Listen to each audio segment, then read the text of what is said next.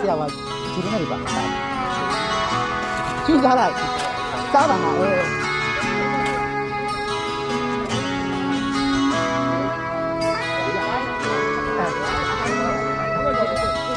ဘိုးကောင်းရင်ကြောင်းလဲမဆွေးလို့ဘူး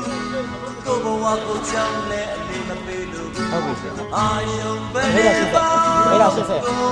ဝင်းမလာကြနဲ့အိုးခီးထွက်သူများလဲသွားနေပါလေ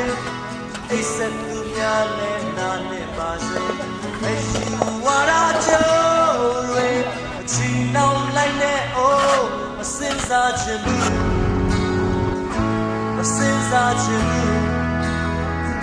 မစင်စားချင်ဘူးမစင်စားချင်ဘူးဒီလိုပြန်ပြည့်ရမှာ